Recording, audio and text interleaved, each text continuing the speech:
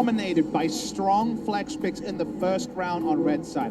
Predictably, before it was the Karma, then moving it over to the Vladimir, a true flex pick here. The Camille was banned in game number 1, and does so to be a flex pick for Fnatic. We've already seen jungle Camille this tournament. I would expect it to go top lane for because of both. Proxa. Yeah, because of the Proxa, but I also want to talk about Braum real quick, because that was taken by RNG in the last game, and Bing had a strong game, especially when it came to setting up some of these picks in the mid game. Hylissang could take it here if he doesn't want to risk it being picked up, but instead it is the Skarner takeaway on their side. Fnatic don't want to have to deal with the power of that ultimate here again. They saw how effective it was against them last game. They'll try to utilize it for their own means here this time around. Of course, being able to combine the ultimates of both the Camille and Skarner means a lot of lockdown onto a single target.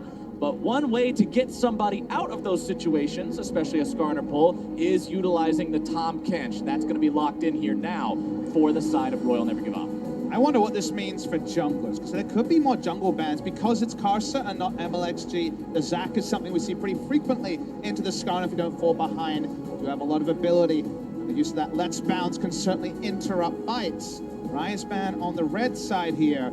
See what the counter pick is used for RNG, as we do see one jungle ban in the Ola. Yeah, and it's pretty fascinating that Trundle has not really been a thing in this draft here. Fnatic has first picked it so many times during the tournament. And I think you and I, and most of the analysts have discussed the fact that Trundle priority has been a bit higher this time. Still a very strong champion, do very powerful things in team fights, but early game, it's been a passenger too many times. I know I personally was calling for the Skarner, and the Skarner priority today, already night and day to anything we saw in the group stage games. People definitely paying a lot of respect to the Scorpion thus far. We'll see if Fnatic wants to ban another jungler here with their last ban. 10 seconds to choose that one. In the meantime, worth pointing out that Royal Never Give Up banned both Ryze and Zoe, so they want to target Caps in this second part of the ban phase. Forgot about the Aurelion Soul. Yeah. Oh, baby. It is still there, even with some of the roaming bans like Talia being removed. There's that Aurelia ban we talked about that could come in phase 2 from Fnatic, so they don't have to risk Xiao grabbing it. Kasa gets his Zac. This is again what we talked about in the first game. He is the Zac and Skarner player on RNG's side. And I really like the matchup into the Skarner. You already saw Peanut earlier this tournament pull the mechanic of, as the Impale is actually being cast, you can use the Let's Bounce to bait out the cooldown and get out. And Reckless hovering the Pantheon again. We have to go all the way back to 2014. 4 years ago. When we had All-Star in Paris, the entire crowd was yelling, "What is your profession?" And of course answering the classic 300 style, and that is why Reckless is hovering the Pantheon. It's not because he wants to play it, hopefully not at least. Hopefully no Pantheon 80 carry in MSI semifinals, but they are doing what the crowd wants to do. There's a reason that they're playing here, right? This is the hometown crowd. You've got to do what the crowd wants to do, and they will lock in the Janna for support. There it is, baby. And there, you called it, Deficio. I mean, easiest prediction ever, because he will always have it ready. But it's bold. They don't know what matchup is into it now. Because Let Me's largely been on tank duty, there's less of a chance that Kassadin, for example, can come in very strong lane into the Aurelion Soul. We'll see what RNG decide. Let Me can play the carries, but usually Zatai on the domestic scene have been charged with those. I mean, there's also things like a fist you can grab if you're feeling pretty crazy down in that mid lane and you want to really try and see if you can shut down Aurelion Soul. It is going to be the on top lane. If Zatai is in the lineup, top lane sub they could not bring to the tournament with only 6 players, then you think it's going to be a Vladimir top. Would have been very loaded with magic damage as well. Just going to be the Auron, and it's a sort of lane matchup where you can abuse those back timers. You get back again and again with the Aurelion Soul. Regen through, the roam could happen.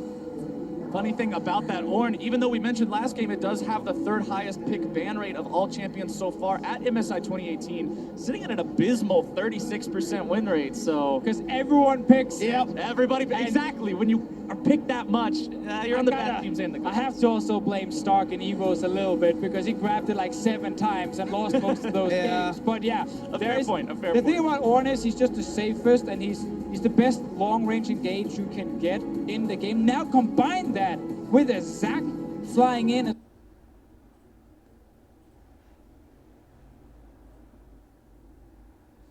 as well. Last game, we talked about how RNG could dive Fnatic's backline and kill them with Vladimir and Irelia. This game, it is insane engage, setting up a Xiao Hu on this Vladimir to do exactly the same. I mean, everyone's diving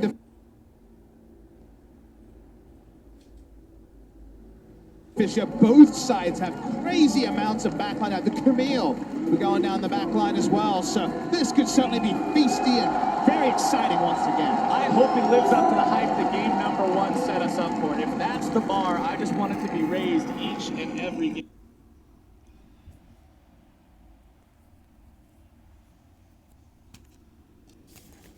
I can only dream, but we'll see if they can manage to accomplish that lofty goal as we head into Summer's Rift for the second time today.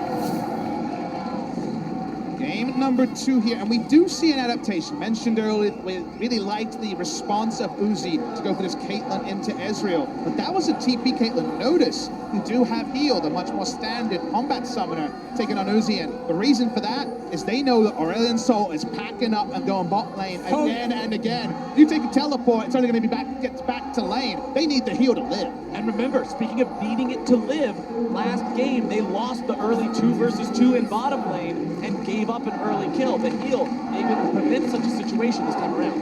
Oh, we see another exciting thing. Oh, baby. Xiaohu is running Predator on this Vladimir here. There is so many ways for him now to always buff up his own movement speed and just get into the backline. He's starting with the shoes too. He's ready to go. He's got Predator available at level 1. Take that junglers and ready to go with my roaming. We'll see what it means. It means he doesn't have Unsealed Spellbook. His side lane play will probably be limited, and no Ghost either, so he's relying on the Predator and the Shirelias to get into fight. And I think based on last game, it's not too bad for him to not be able to go side lane very often and have teleport, because it's gonna be a massive A-ramp in the mid lane, and we have so many tools to engage on RNG's side. They will get that fight. Fnatic, just like last game, invades level 1 near the enemy red buff. Decide to go for this one. They capture the Skarner Spire, which means Skarner at least does something at level 1. Very weak if you don't have that. But Broxah should be able to secure this for himself rather easily. Zac not that scary at level 1. And we saw Zac get shut down when Cuz was playing this in the final game of Kingzone's group stage against Flash Wars. And that was very much a team-wide plan and draft to shut down a jungler. And Sol can certainly do some counter jungling and also pay some attention to the Zac himself, but it's not quite the Hawk shot and the Graves to invade consistently. Broxah still escapes with the enemy red. Kaz probably just gonna accept that he only gets a couple of camps on his own side, and invading for enemy red buff is too risky. Cap with a decent start, running out of mana though on the Aurelion Sol. Still a very famous pick for him.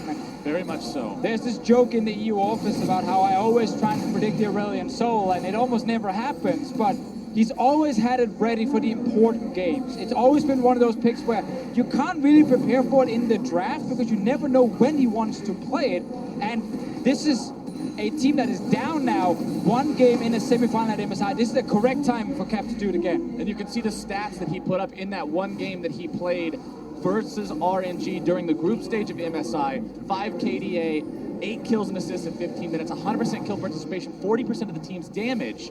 A very strong performance on that channel. And we return to the 3 things we identified as ways that RNG could be attacked. The roaming mid lane, of course, the prototype of that is the Aurelion Sol.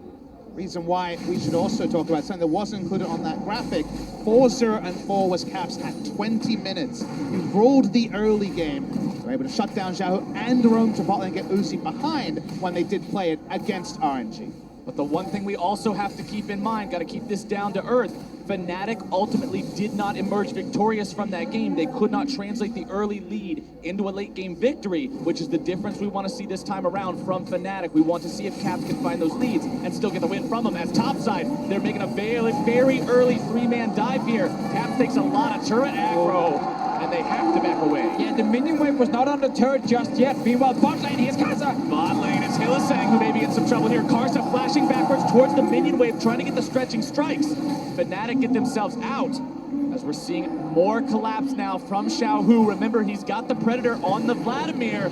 Tries to come around, only gets a single unempowered transfusion onto Hylissang. They back away. How often pre-4 minutes does everyone pack up and leave lane, go top or bot lane? Everyone's roaming around. That's exactly why the Predator comes in. He wants to be able to follow when Aurelion Sol pops over some walls. We have to say the first Predator kind of sucked. No, it's like it was not the greatest. It was not the greatest. That was basically it. However, what we did get to see already is what we saw during the group stage when Whipper was on a carry. Caps and Broxah spend their time topside. They try and shut down Let Me. The goal around the Camille pick for Fnatic earlier was to have a split pusher that could actually finish the game in the side lane because she's so good at taking down these turrets. This is a new way for Fnatic to try and win. And that's kind of the thing that is fun about how they attack RNG. Is it bot side? Is it top lane? In this one, it's the top. Well, remember, Whippo's Camille is up against the Vladimir of Xiaohu, and in the game that Fnatic played in the group stage versus Evos, it was Camille that could not beat the Vladimir in the late game now as Karsa finds himself stuck under the turret, having to run away from yet another Fnatic attempt. Now, of course, he farms slower than Ascana, but because he went for that gank bot side, he gave up caps. He's still level 3 at the 5-minute mark into the game. So certainly slowing down the advance of the Zap.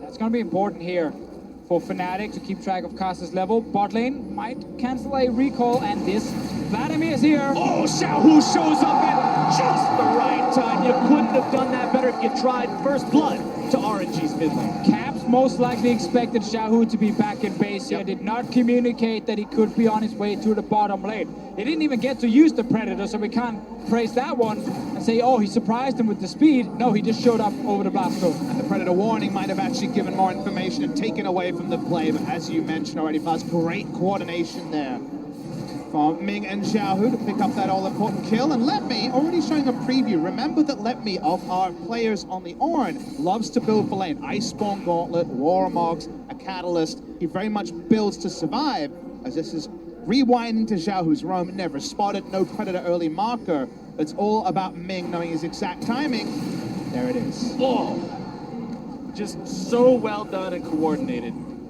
Gets him the kill, makes it so he's got that advantage. Now, not only does he have the kill gold, he's up 10 CS over his opponent. Xiaohu's in a wonderful spot. The man's never going to shop, apparently. He's a madman, sitting on 2,050 gold. Started with the boots and the refillable.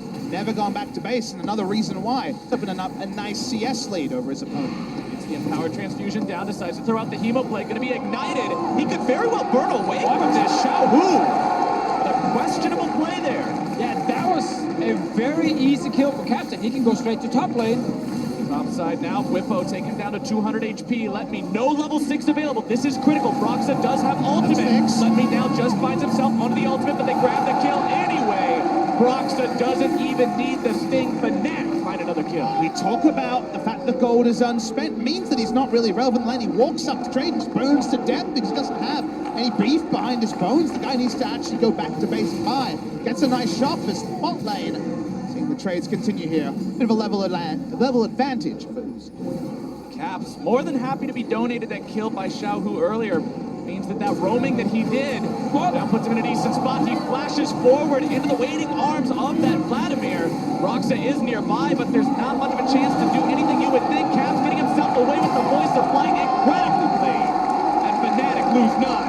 Surely that was a misclick to flash that wave for Caps, but in the end he actually stays alive. Camille is coming bot lane. TP bottom side. Can Whippo find what he's looking for here? Issues the ultimatum onto Ming, and that seals his fate. Reckless grabs the kill, and Whippo wants to make it too. Uzi gets himself away with the 90 caliber neck. Completely agree on your analysis of the mid lane. It was a flash in fear. Just saw the Zac coming in, went in one direction, the wrong one. They get out with 2 summoners being used, but bot lane, they use this Zac top side. They go for the deep teleport, and it pays off. Whippo will lose a couple of minions. Top lane might be a full wave going down, but this game starts just like the first one. Non-stop fighting in every single lane. RNG put their focus on the bottom side. Fnatic put their focus on the top side. So if we just look at the trends here, 81 CS for Uzi and a BF sword. It's working at least to get him ahead from RNG's side, but their top laner is going to fall behind. Take another look at how this play happened. The TP shows up, and it's already too late for Ming. The lane is pushed up, so it feels like he has a bit of extra time. Won't lose 2 minion waves with this play. They just go for the easy target. Uzi has heal, knows there's no way out. For the Tom Kench, the extra dive was never going to lead to a kill, but we return to live and see that 9 minutes that bot lane turret goes down for RNG. Turret first blood is just more money in the pockets of Uzi, exactly where RNG wants it. And last game, Captain Flowers, you showed us that when RNG gets the bot lane turret first, they win all their games. Yep. Well, they got it in the last game. They're getting in this one as well. So Uzi's going to get fed, but top lane, Hylissang is here already. Trying to collapse Caps onto Let Me yet again. Ultimate already coming out. Let Me taking low. Hylissang tanking the turret as long as he can. One more auto attack should do it. Whippo flashing forward. He's not able to find the damage. Whippo is so low. Let Me survives. And Fnatic's dive is a failure for now. They want to see if they can get anything off the back of this. Predator going to be Pop Xiao, who wants to make this happen. Still has flash available here as well. Not going to go for it. He knows Broxa is right there. Caps coming up now as well. And Fnatic, 4 men strong on the top side, means that RNG gets Drake on the other side of the map, but the push will now continue. Still looking to find this kill on the Xiaohu. Whippo taking low, the Ignite continuing to burn him away. He may just still go down, he will! The pull onto Xiaohu will not find the kill yet. Caps has to use the ulti to do it. It's 1-for-1 in the top lane. Fnatic, they keep trying to force plays top lane, but Let Me played the first tower dive perfectly. Stayed alive, got out. Xiaohu trades 1-for-1, so Fnatic are investing so much into getting these kills. They didn't even get the turret down. And the objective part is the part that we really have to draw our attention to, because RNG is already ahead on the scoreboard on that metric. Held the flash for a long time. We're going to get the replay here. This is the second part of the fight.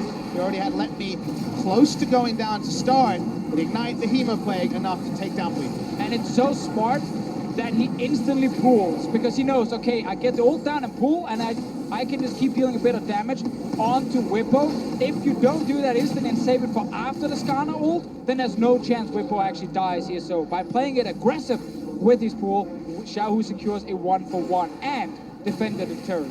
Xiaohu's had some good moments so far this game on this. Vladimir now has the Shirelia's Reverie completed, so you know that that's going to make sure he can get in there towards those back lines like he wants to, like Let Me did in game number 1 as we move further towards the mid-game. It is important for us to note that Hylissang is on his Janna. It is not a pick he's famous for by any means, but he's tried to pull it out a few times during the split. Very mixed success overall, as he typically is the more aggressive support style, but that Janna ult can be key when it comes to peeling, because you will have the Vladimir and the Zac diving in. I just think this is a very hard game to execute a Janna on. And I was going to follow up that point and basically echo that, Deficio. When do you Janna? Your first thought is to stuff the Zac, and maybe a Q can do that. But the Ornn creates so much uncertainty in a fight. Between that, the Zac pops in, Predator, Vladimir shows up. It's very difficult to fully disengage RNG, and that's the struggle for Hylissang. Hylissang played the Janna 3 times over the course of the regular spring split in 2018. Got 2 wins and a single loss. Now Cap's going to be ganked in the mid lane, though. It's Karsa showing up, looking to make this one happen. The ulti brings him right back into the turret. The Hemoplague's already down, and they are going to cash in. That dragon should be Vladimir food here in only a moment. The Sanguine pull to shut him down. Broxa wants to try to make this a 1-for-1. Grabs the stun now down onto his opponent. Manages to chain it into the ultimate. Excellent use of CC, and that evens it out. And going 1-for-1 is actually decent there. The flash was about 5 seconds away from Caps to get out. He interrupts the elastic slingshot, but still flash up. Karsa's still able to shut him down. It ended up being 1-for-1. It doesn't really affect the mid lane because both the pushing champions are in the death chain. But just like last game, Caps is the one getting early kills for Fnatic. Caps is the one playing it very well when it comes to the roams. And then RNG tried to shut him down with ganks. This Zac here, while he's only picked up 1 assist, Karsa's tried to be around his lanes when needed. It's just not really been about him. One thing I want to remind viewers about Game 1 is in all the pandemonium, there were many times when Taliyah was on the roam, there was a lot of kills onto Caps, and they never translated Olaf Taliyah into forward vision. They never really knew where Skarner was in game number 1, and he surprised them with his ganks many a time. In this game, deep vision is even more important to spot the Zac when he pops over from his Raptors, for example. Getting that vision down is so important, and let's see if Fnatic can actually get there, because again, 13 minutes, the vision's very shallow. Yeah, and especially because Fnatic don't want to trade kills with RNG. Fnatic needs to snowball. We just talked about how hard it is for them to play team fights against these massive tanks, a ton of hard engage, and the Vladimir. So Fnatic needs to get ahead, not trade. Well, let's see if the snowball can come in here in the bottom lane. Let Me collapsed on. The damage comes through. Karsa's not there in time to make the save. Xiaohu coming around through the tri-brush here now. Fnatic needs to back themselves away. Predator emblems above their heads. Brock's are going to be hit by the initial damage, but Fnatic disengages. And that was the kind of trade Fnatic were looking for. They knew Vladimir was going to be late to the party because he cannot follow the Aurelian Soul.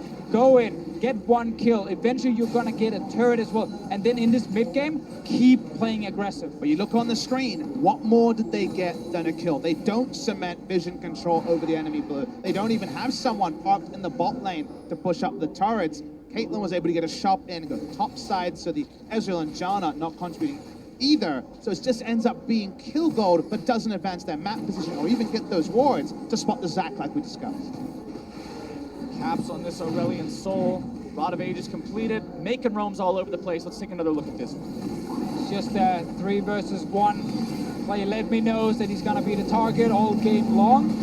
Tries to get the ult up to buy time, but obviously can't do anything to stay alive. But as you highlighted there, Papa Smithy, after the play, Fnatic can just go back to base and then return to the lanes just like nothing happened. I want to jump back to what we talked about earlier on Caps, the one game he played on Aurelian Soul at MSI this year. At 15 minutes, he had 8 combined kills and assists with 100% kill participation. This time around, he's at 5 out of 6. So still putting up some impressive numbers on that champion. Struggle with that stat though, Flowers. They lost that game, and largely it was because they had this huge Aurelian Soul. We still had Reckless getting going on his champion, Tristana, I believe, at the time. And it looked like they could make a great Baron play. They had a great Baron setup team, but they just never shifted vision, never got the Baron started, and then Uzi showed up, and that was all she wrote with team fights. The team fight power of RNG is there in the drop and in the players, and for Fnatic, we're just not seeing them push forward. And by RNG just being even in gold at 15 minutes, it's perfect for them. Knowing that scaling that you just talked about, knowing the ability to execute late game, Fnatic, there's a top lane turret that's low that they can try and play around. They can go for another dive against Let Me with Aurelian Soul and Camille, but they need to start getting ahead of RNG or they're not going to win this game. RNG with that bottom lane set up now in the top side. Fnatic doing the same since that one turret has fallen in the bottom lane. That's the only structure that's been felled by either team so far, and RNG is fine playing this scaling game. Whippo still just kind of going even against Let Me in this 1 versus 1. This isn't a Camille that's an unstoppable split push threat. I'm sure if we could listen to the comms, we'd be calm it down, we're fine if you're on the RNG side. Uzi's getting access to farm. He's always ahead of the clock. It used to be 10 CS a minute. We didn't Uzi scale for that. Let Me dying, but now they're actually attacking Let Me's lane. Whippo in some trouble, flashing away from the second part of the Ornn ultimate. Karsa can't get in range for the second part of stretching strikes, which critically allows Whippo to escape. And also Fnatic now know the jungler's bottom side. They took the Rift out. This is a good trade for Fnatic. Flash for it, potentially a big objective. Xiaohu's turret is also fairly low. If they can get a top lane turret down and get a 2,000 to 3,000 goal lead plus the map control, Fnatic can keep making picks. Moving straight on the front foot, knowing that Zac and Vladimir dealt with that turret in the mid lane. Turret very, very low. So I think you got the number there, Flowers. But the top lane turret, that one's going to go down. Shelly got that turret in the mid lane to 200 HP. Okay. Just barely misses out on taking that one off the map. We'll see Fnatic surely take that down rather soon. Only a couple of auto attacks should do it. Caps will get that right here. Put some more money in Fnatic pockets. Somehow, the question of live or replay that Twitch chat always likes to talk about is getting there. It's feeling a lot like that earlier game when they played Aurelian Soul against RNG. They're building a gold lead. It's not 5,000, but to get... And as we highlighted earlier as well, it is a split pusher for Whippo on this Camille here. Once he gets 24's Ravenous Hydra, Let Me can't stop him in the side lane, and that means Fnatic can start trying to avoid team fights. If they know they can't win them, it is difficult against the amount of hard engagement on RNG's side, but they can look at Whippo as the man who can win it in the side lane. But I look at Vladimir, currently has Shurelia's Predator and a Banshee Veil, and I don't know how do you stop this guy RSVPing. If he wants to get there, he will. Nature of Vladimir in team fights, even though both Vladimir and Aurelian Soul have a lot of AoE, Vladimir will always get it on the back line because he's so hard to peel away. Whereas Aurelian Soul's role in late game team fights, he can't even really be a peel for the AD carry because he dies so fast with his build. Which is kind of what we saw when Caps played this earlier. Yep. The game where he did so well but wasn't able to secure the victory. It just seemed like he couldn't play an appropriate role. Now, it's RNG who are looking to make the play onto Fnatic that will not succeed, but they've got themselves in a position to look to take this Drake that's now live. They've already got one under the belt, looking to make it 2.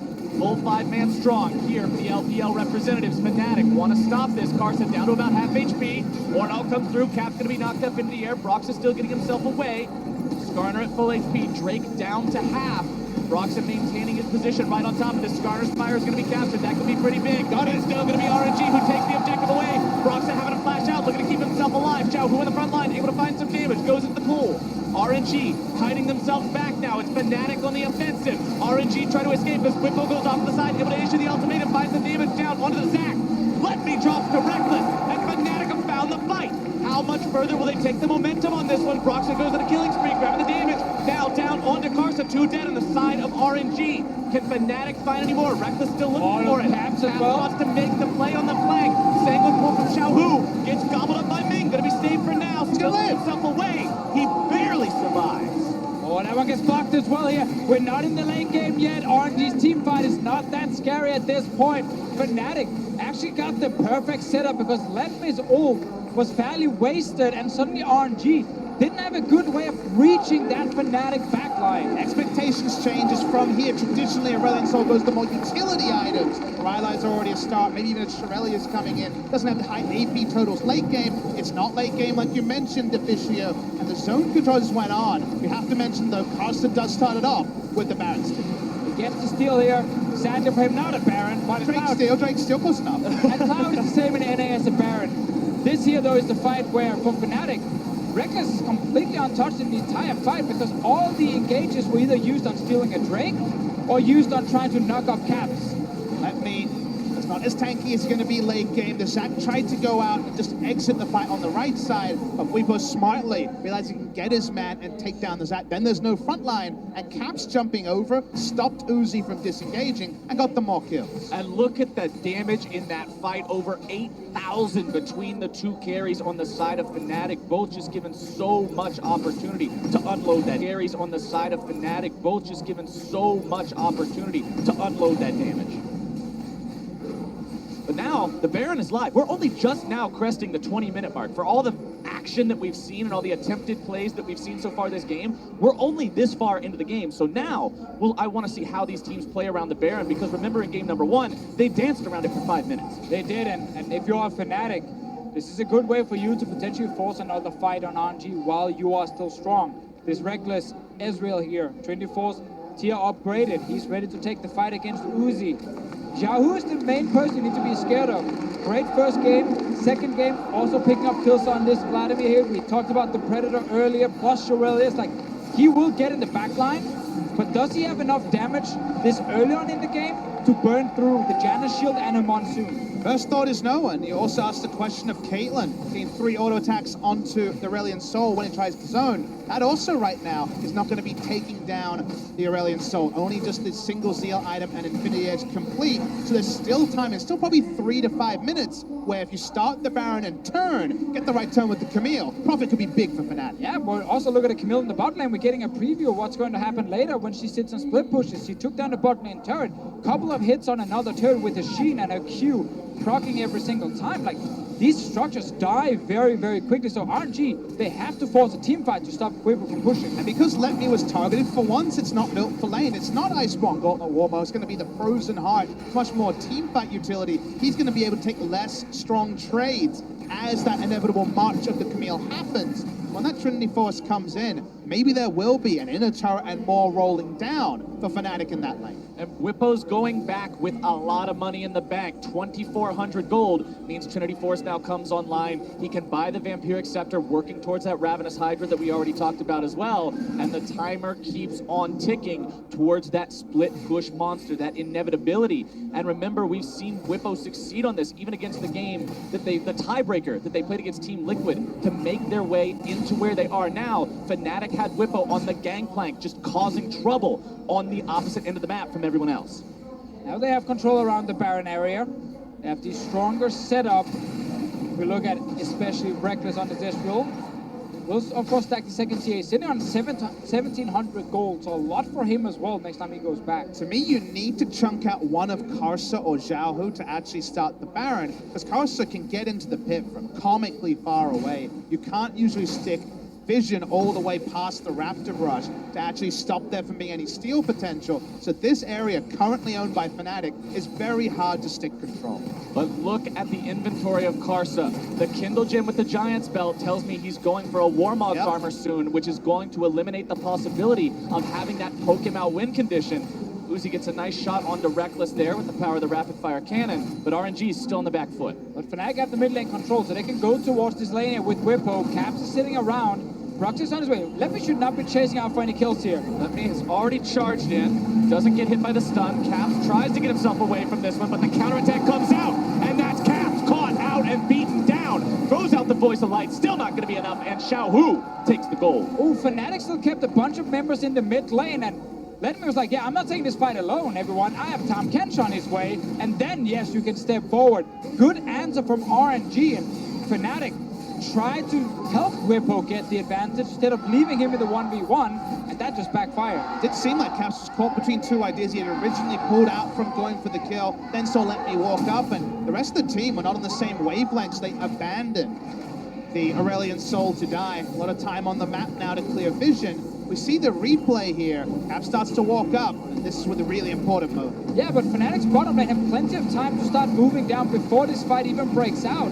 But they want to kill another wave, and I think that just maybe surprises Caps that they're actually not ready to take a fight, and then he gets caught out. The one more wave against Tom Kench when the laning phase is ended can be so costly. See how it affects too much, because right now we both back up around that inner turret. Right. The big thing here for Fnatic is the fact that although they lost their mid laner, there were no big stinging consequences. It didn't give up a Baron, it didn't give up another Drake. There wasn't anything that RNG could effectively translate that into immediately. So it's a lesser sin right now for Fnatic. We'll see how they continue to play this one. Still in control of the map for now, still up about 4,000 gold, still laying down vision in that enemy jungle, prepping around the Baron. As long as they don't start the Baron, then RNG can keep this defensive stance around their own jungle. Just buy more time. Uzi's now on 3 items. There is enough armor on the side of Broxer, plus a Janna shield, that you can start the Baron as Fnatic and not take too much damage, and see if RNG are reacting in time. When RNG was this far down against the Flash Wolves in one of the group stage games, they did not react quick enough to a Baron being started. They lost it. That is still the window Fnatic are looking for. And Caps is just trying to use ult over the wall to contest a red buff. They're no longer trying to stick super long range, engage, or look for these very deep wards here are Fnatic. So it is once again decreasing the tempo. We were looking at 22 minutes, about how Fnatic will move their position forward. We're 26 minutes in now. There's that death cap. There's the second Zeal upgrade. The team fight situation here for Fnatic is taking a nosedive fast. Will be able to find themselves Cloud Drake #1 to compete with the Drake that RNG has. That'll even up the move speed count between the teams. But it's like you said, Papa Smithy, going into this game, you wanted to see them be able to get far enough ahead. Is 4,000 gold at 27 minutes far enough ahead? Only if you get the Baron. Otherwise, you're not going to be able to finish the game with this kind of gold lead. It's going to buy too much time for RNG to get their items. Another point is, Fnatic have not been able to control Drakes. And typically with compositions that want to get ahead early, you tend to rack up 3 to 4 Drakes on your side, and then the Elder Drake becomes the kind of last chance for your team to secure a big buff and then finish the game. But that's not going to be a big deal for Fnatic here. It just feels in general, when they've been able to out-rotate and have 3 in the face of 1, sure, they've largely been able to execute. But when you have comps like this, usually incidentally, get so much tabs on where the enemy is and what they're looking to do, that the Drakes largely happen when the enemy is cross-mapping. In this game, that hasn't happened, and their control of the map is less than I'd expect with the comp they've dropped. And that control isn't getting them the ability to choke their opponents out either. Look at the farm on Uzi, 354. He's averaging 12.5 CS a minute right now, just hanging out and farming. Whippo pushing down the bottom lane, takes out the tier 2. And that is the counterpoint, is that Whippo has been launched far ahead. He's got some good items, but he hasn't been able to push up lanes. They do get that inner turret because of all the attention on that. And Whippo can keep doing this. Question is, can he do it fast enough for him to actually take an in-hit before RNG gets a big fight? Fnatic are still in an okay spot as long as they can execute around this next Baron. They cannot afford to lose a fight and the Baron, then the game will go heavily in RNG's favor. So as long as they can continue around this objective and start it eventually and then win the following fight, it's okay. Bottom side, let me call in some backup yet again. Ming comes in with the Abyssal Voyage, bringing Uzi along for the trip, and Whippo wants nothing to do with any of this. Tries to get himself away, but across the map, it's Baron, started up by Fnatic. Hylissang's going to keep the remaining members of RNG occupied, while Reckless, Broxa, and Caps do everything they can to burn this down. They've already got it down to about half, as the fight will continue over off the side. Whippo having to issue the ultimatum, trying to get himself away. He will fall, and the RNG counterattack begins. Into the pick goes Karsa. Baron going to be taken down below 1,000 HP, and Karsa steals away. Fnatic finds disaster as Letme grabs the kill onto Reckless. Uzi grabs the kill onto Broxa. Fnatic have already lost 3 and the biggest objective on the map. Caps steps onto the trap as he tries to continue running, but RNG have found such a huge success here. Letme wants to chase down Hylissang, should be able to hopefully bring him down for RNG's sake, but they've got the push already mounting here in the mid lane. Hylissang still trying to run away. The knock-up not going to find the mark. Here comes Tom Kench. Tongue lash out of the shrubbery. The knockback from Hylissang, wants to flash over the wall, gets devoured up instead, and Ming grabs the kill while mid lane the tier 2 falls to the siege. The acid test, the breaking point of this game was, could Fnatic turn Aurelion Sol and some smart roams into a Baron? We evaluated it for 10 minutes as they had control, but not enough to actually start the objective. They're forced into an objective start. They're not able to take it down. They can't keep Karsa out of the pit. Baron goes to RNG, and sadly now, the chief amount of momentum at 30 minutes. Yeah, we kept giving them more chances. Okay, yes, you're delaying it a bit, but as long as you can get the Baron, there is a good chance for you. But let's see the play. Let's remind everyone that you can use Aurelion Sol ulti, Janna ult, Janna Hurricane, these kind of abilities to try and deny Karsa from getting in. But Hylissang is on the other side of the Baron pit for now, and then Whippo gets caught out. Yeah, Whippo was, of course, still running. Baron is being burned as all of this is happening. They don't fully pull off it. It's down to 2,600. That's when the ulti is used by the Aurelion Sol. It doesn't keep Karsa out of the pit. Yeah, everyone steps away as well when Xiaohu shows up. You are looking at a Vladimir on 3 items and you're in a Baron pit. So naturally you get very scared. And in the end, Fnatic took the 50-50 smite. Brox has been winning some of those, but not this one. You could see the frustration on his face there. Fnatic had a couple of amazing smite steals of their own during group stage play, but the smite giveth and the smite taketh. And now it's taken them into a spot where even though they've controlled so much of the game, RNG is once again behind the wheel. And if this game somehow extends to a second Baron, if the game doesn't end by then, consider that RNG have 2 Warmogs tanks that can shrug off Baron damage and peel again and again. That wasn't Fnatic's equation. They don't have Warmog. They have much more squishy damage focus or target acquisition tanks in the Skarner. So the Baron dance for RNG is much simpler when we get to that point. Fnatic are trying something here, that sending Cap to the lane of Whippo, but he realized, okay, nothing is happening, and RNG, of course, with the Baron buff, can just push straight down the base. We call this the piggyback strategy in the LCK, where you bring your mid laner and try to crash a turret and an inhibitor as the enemy goes. But with Caitlyn going for a siege, you can see already a lot of damage done to that turret. Bottom side, Whippo gets collapsed on. Letme and Xiaohu working together to burn him away. Without that side lane threat, it's now Fnatic looking to make the play onto the remaining members of RNG, but TP comes in. Karsa still looking to make the play, tries to use the ulti. Instead going to be ulted back by Broxa. The bloblets are in place. They're in the middle of the team, and Reckless grabs the kill onto that enemy. Uzi barely kept alive by me. They can chase though. Reckless red buff. Reckless does manage to find himself a double. Wants to make it a triple. Broxa gets the chilling smite down. Uzi tries to get himself away from this, but more damage coming in from Reckless. Wants to go forward a little bit further. Needs another arcane shift into a mystic shot. And the triple kill for the AD carry. RNG sent back their mid laner to kill Whippo. Suddenly, there are 3 members only of RNG pushing for that top lane in him, and Fnatic, they realize they just charge straight at them. First communication lapse in the series also for Karsa, who goes in to buy time. He dies and then collapse on point from Fnatic, able to jump over the walls with Aurelion Sol. And this is a sort of gold injection Fnatic was looking for. And we have this Ezreal here with the double tier. That is a strong build now in the late game. Reckless getting the kills. He's the person who really wants to step up and be the big carry against RNG. Vladimir invested into this one on the minimap, or picture-in-picture, we can see the dragon was picked up. Whippo was actually just taken down, but this is the cross map we're talking about. Karsa's option, where is he going with that slingshot? He goes into the team, burned down very easily because the Impale is there, and RNG don't realize early enough that they needed to get up much faster. And also it's Ornn without ulti showing up, not really able to add any value, so RNG, by creating an aggressive play on their own, they actually lose track of what's happening and they get punished. And the chase down is cemented by the fact that with this build, Trinity Force into the Service Embrace is exactly 40% CDR, probably has the 5% also coming in from the runes. He has chase for days. The short cooldown on the Arcane Shift, so nicely executed by Fnatic. You can see, though, despite the tragedy that just befell them at the end, RNG still got a lot of money out of that Baron. Over 6,000 gold in total. Brings this game to dead even. 61,000 to 61,000. Drakes are identical even. This could go either way. It could. Definitely Fnatic finds a way back in this game here after losing that Baron. Reckless on this Ezreal, hitting the turrets. Let's see if RNG can hold. It's the mid lane inhibitor turret that finds itself dropping very rapidly and already disintegrated. Now by the side of Fnatic, the Ornn ultimate comes through, finds its way onto multiple members. Hylissang knocked up in the air, immediately killed.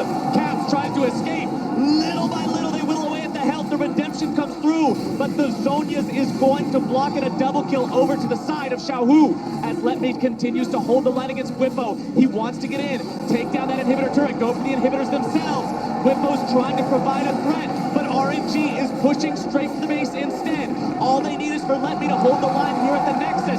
Broxah wants to try to defend the base. It's a big push from RNG coming through the middle lane. They've got one minion, and if they protect it, the backdoor bonuses will not be available. RNG down the mid lane have the turret already going for the inhibitor itself. Uzi putting the auto attacks into this one, should be able to find it. Whippo getting himself back from that bottom side. And they get the 2-for-1 special here, Flowers. That's the question. They packed up, ignored the Camille taking down one inhibitor. They get the turret, but they don't actually cement a second inhibitor. They know Baron is spawning, man. Baron is spawning about 20 seconds. You don't want to stay too long in the enemy base and then be caught with your pants down. They're pinging straight forward. Caps is alive. There's no control wards for RNG to drop just a single ward, as you can see. So their setup is not going to stifle Fnatic. Oh, he gets interrupted. Karsa makes it over the wall. The tornado not quite in place to interrupt him beforehand. Could have been a big pick there for Fnatic. But that was the important thing for RNG by trying to step away, was you get a chance to go back, spend your goal, and then get ready for a Baron fight. Karsa is still around, didn't get to recall just yet. Only sitting on 700 gold, and he has his tank item, so he doesn't really care too much.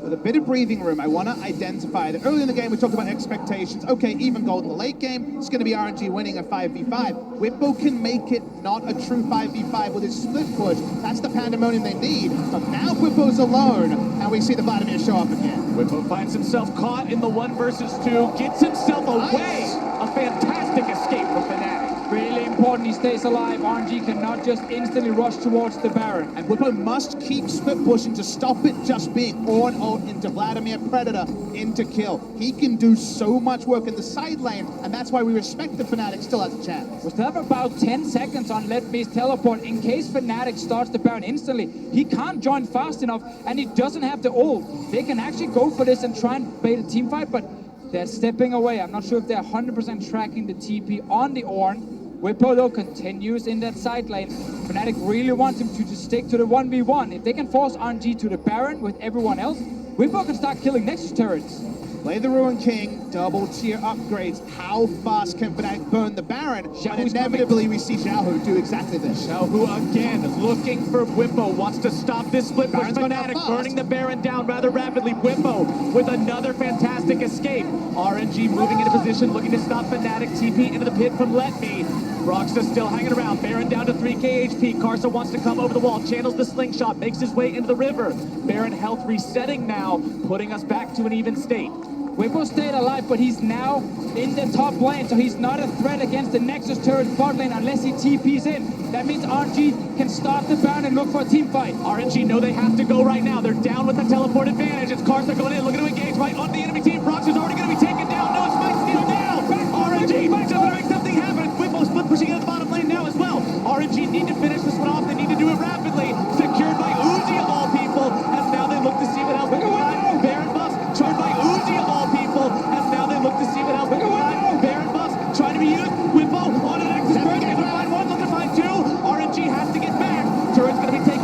Whippo still trying to escape, gets himself out with a hook shot.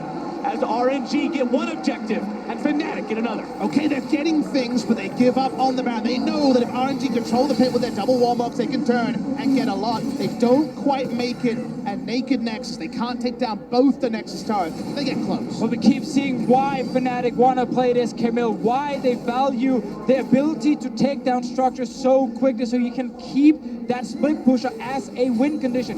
EVOS earlier in the side groups did this to Fnatic with a Camille, and they're trying to do it to RNG. They're learning from what worked so well against them. Ultimately, remember though, Fnatic did defeat the Camille split push, and it was a Vladimir that stopped it. If Xiaohu can do the same, that could end Fnatic's win condition. But now they found the collapse on that very same pick. Xiaohu nearly going to be dropped down. Does keep himself alive just barely, but it's a big pick for Fnatic. They will end up being able to find that one. Hylissang now dropping. RNG with the counterattack. That's Uzi free firing. Remember, 6 items on both lady carries. Whippo looking to go for the base. He wants to end this game. Can he find it? No minions in the base just yet. Cap will come around and help him. Uzi is here. Plenty of damage available for this Caitlyn. Let me flashing forward, grabbing the knockup down onto Whippo. GA is going to be procced. And that is huge. Caitlyn's so good against Guardian Angels. You proc the trap, you prime it up, you shoot him down. As critical match, yeah, right goes into the Elder Drake. RNG now again having yet another problem to answer. Fnatic is so high tempo, but Karsa will again swipe the objective away. Karsa coming into the team, unexpected that he would even play today. Gets 2 crucial smites. I wondered about the Baron. Do they just roll the dice on 50-50? They didn't. Eventually, Karsa gets it. This time they try the 50-50, and Karsa gets it again. And now they're looking at that base here. There's no TP from Whippo. There's no GA. That last Nexus turret is still standing there. There's no way for him to reach that base unnoticed. RNG with a double buffed up team can move down towards Fnatic. This is the uber buff. Baron plus Elder Drake makes this RNG squad incredibly intimidating. 1 inhibitor down now, moving towards the top lane to find number 2. 5 men strong. Xiaohu hanging out around behind everyone else. He could come in on that flank very easily. 2 inhibitors down now for RNG. Be a mistake to contest this 5v5, in my opinion, especially with the buffs rolled in to muddy the waters further. They need to recreate a split push once again, but that split push is a teleport cooldown and maybe even a Guardian Angel away from Whippo. RNG continue to push down the mid lane, trying to siege up this Nexus and end this game. Nexus turret number 1, already shot down by Uzi. Fnatic have to make the call on where, when, how they want to defend this, because time will run out if they don't. RNG waiting on those minion waves from both top and middle to come with them so they can continue this push. Caps moves forward. Rolling chants from the Parisian crowd. Where's the Alamo? Seems to be this turret. Brox are going to be interrupted now. Broxa dragging Karsa right back into the fight. Karsa trying to find the ulti, bringing Broxa right back into the lines of RNG. Can they find the damage? Broxa barely going to be getting himself away. Karsa takes the RNG brought down. Barely goes down. Has to resurrect from the GA. Fnatic are going to hold the line for now. Broxa drops first. Xiaohu gets the kill on that one. He should fall here. Reckless nearly brought down. Not going to be Hylissang with the flash to keep the AD carry alive. But RNG is just too much. 5 men strong.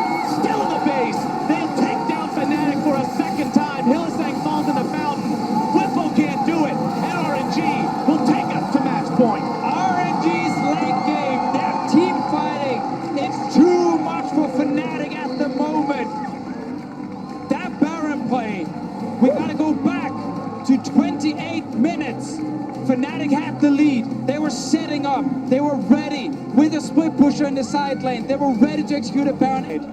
And then once you feel like, okay, now Sinch can actually sit behind the turret, you can play on the bottom side. And when Sinch is left alone, he's so hard to deal with. I think Talia would still be the smartest pick for Fnatic. Talia Singed is just the worst day in the life of MLXG when it comes to actually getting anything going. It's gonna happen. It's gonna be locked in here. And if the early game goes to ban, if there isn't a crazy level 1 that really throws a spanner into the works for Fnatic, watch and track MLXG. He had bad timing against Peanut. It could actually be worse here in this game. 1 pick left for the LPL representatives. They know they're up against Braum and Ezreal in the bottom lane. They know they've got the Caitlyn yet again. What do they complement it with? And it looks like, once again, the saving power of the Tom Kench is the call. Yeah, I don't think they care too much about using the Devour here to stop a single ability. It's more the Tahm Kench ulti that is huge, because we know Fnatic are playing, you know, multiple lanes. They're flying around the map, and Tahm Kench ult was used very well by Ming beforehand to try and match these aggressive plays. Small fun interaction. We don't often see Singe too much in team fights. I think this will be a pressure game. It won't be about the 5v5. If the Devour comes onto a target and you fling back the Tahm Kench, you get 2-for-1 specials. That's going to be one to track as the team fights do start. This could be a very interesting game indeed, with that Singed pick coming out. Also getting to see MLXG show up. We've already talked about how he can be very aggressive and very unpredictable. But that could also be a win condition for Fnatic. If you can predict the unpredictable and shut him down in the early game, maybe that's how you get a big enough lead to win. Yeah, the last 2 games we have highlighted how RNG's late game team fight is basically unstoppable if you look at the compositions. So it's made it very hard for Fnatic if they ever got to the late game 5-on-5s. I think the current draft, while it is still late game, that is fantastic for RNG, it is easier, air quotes, easier to deal with for Fnatic. The 70-30 of game 1 and 2 has been reined in. 55-60 still for RNG, but not night and day like we saw with those earlier games.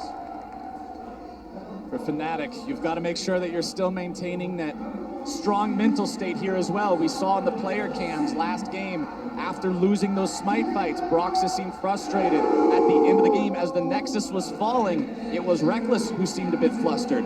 As long as Fnatic can keep their heads on straight and make sure they're coming into this game ready to rock, there's still the possibility of the reverse sweep. Yeah, and as long as Fnatic keep drafting roaming mid laners, I feel confident in saying that Fnatic know they can win with this style, because it's execution that where it goes wrong. It is not the draft, and I'm glad that Fnatic keeps sticking to it, and they're probably going to play aggressive again. While we won't talk much about the mega adhesive that Singe W the goo until we get to the late game team fights. The first time I became a believer of the semi-reworked Singe was Cloud9 when they played it at Worlds, going for the grounded effect of the goo into the Orianna shockwave and guaranteeing the shockwave. The seismic choke play here from Caps has a similar interaction and could be oh so pivotal. I mean, if memory serves correct, Singe is one of the only 2 sources of grounding in the game, along with Cassiopeia's Miasma, so it's something that a lot of the time you aren't expecting just from that slowing puddle. We'll see how effective Whippo can be with it this time around. Yeah, there's so much pick potential because of it. You already had the knockback from Talia. There's a Skarner ult from Broxah as well. Like, you're gonna get pulled really far back if you're caught out by Fling, and then a Skarner ult, and then Talia. Like, You're going on vacation. at some point, your team is just on the other side of the map, and there's nothing they can do to save you. So there's a lot of pick potential from Fnatic, and I feel like we've said this every game, but if Caps can roam from his mid lane and get his team ahead, Fnatic can start snowballing very hard. 2 games in a row, the sword has been matched by a stronger shield. Even though the champions changed the game plan, the essence of this game remains the same. Let's see if the sword can actually get the job done in game number 3. Well, RNG threw their shield away when they stopped in MLXG and That's put on true. a 2-handed sword instead. They're like, let's go. It's a bigger sword. That's how you fight a sword sometimes. That's the MLXG way of doing it. Bottom side Reckless getting aggressive early on here with Hylissang. Ignite down onto Uzi. Not quite enough damage to finish him off, but Fnatic showing no fear early on in this bottom lane.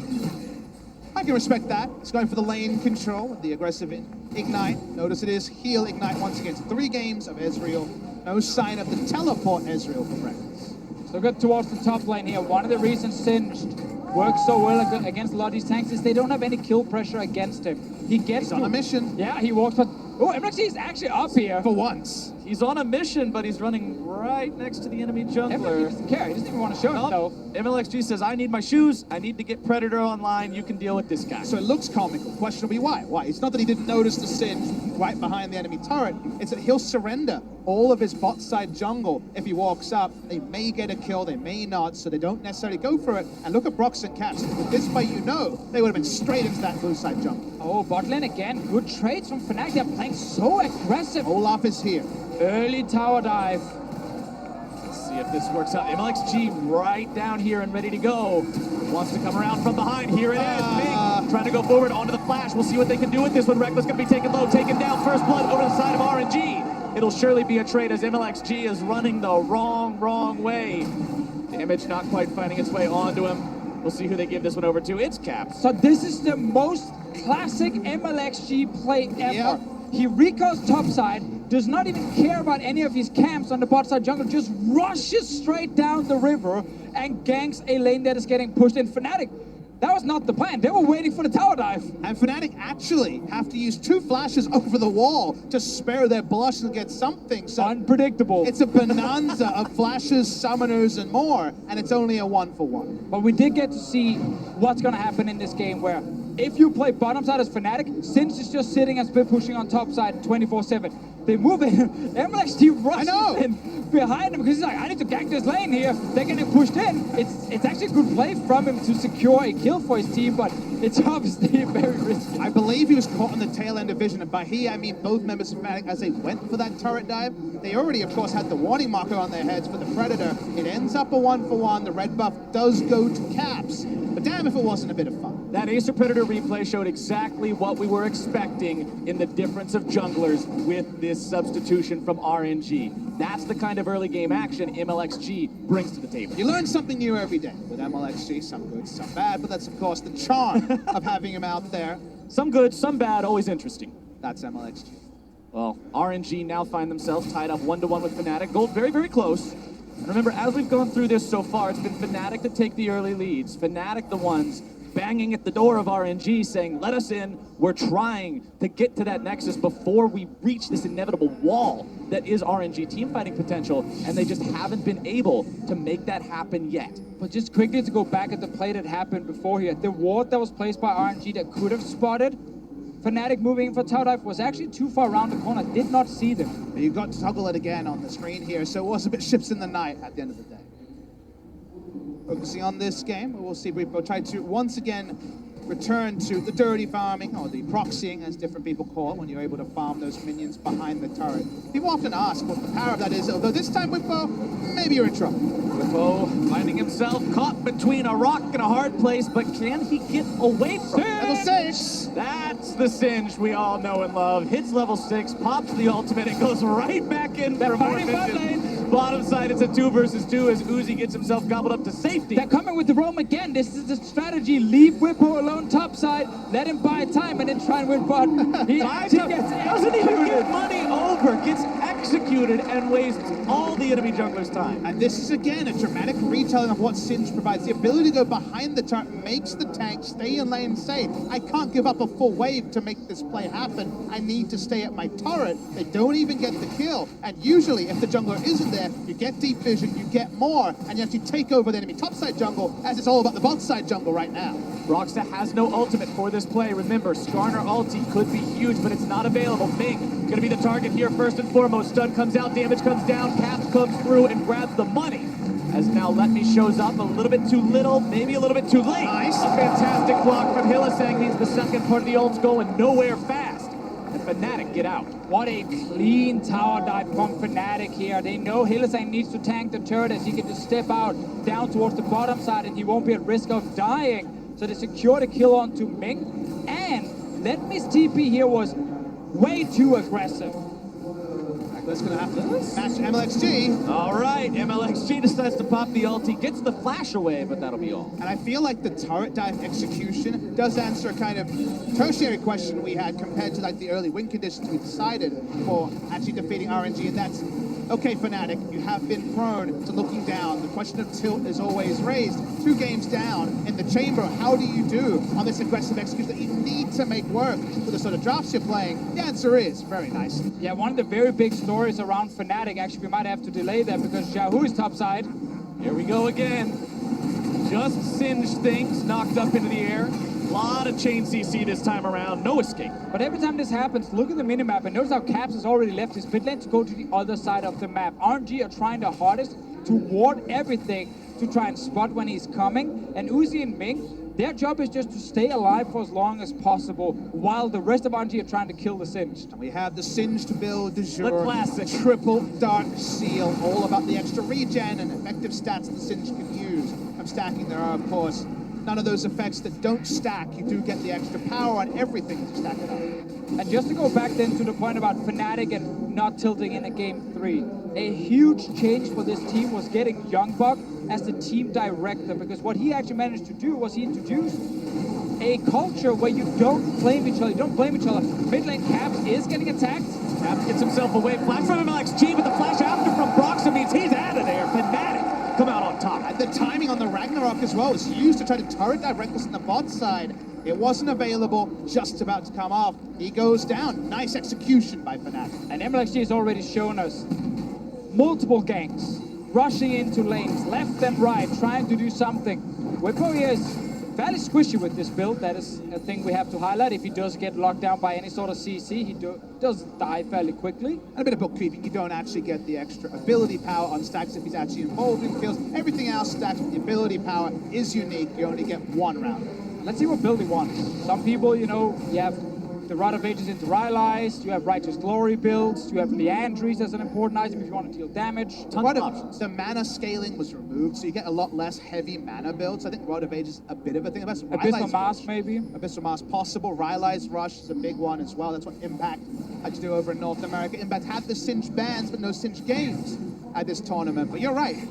Thing with Singe, you kind of look at all the ability power and tank items and say, maybe, yeah. Yeah, it all good. Great. There's a lot of things you can go for with it. We just have to see what Whippo decides to grab for himself. Remember, one of the deaths on his side was an execute onto the turret.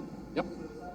So we will have a little bit of mismatched kill and death counts on the scoreboard this time around, but we'll see how well Whippo can continue this split push, because he can draw so much aggro from the enemy team as long as he keeps positioning himself correctly and timing that right. I mean, you're also going to hit a point where Caps can go top and you can tower dive Let Me. If he gets poked down by the poison first, if that doesn't happen, keep going bottom side if you're a Fnatic.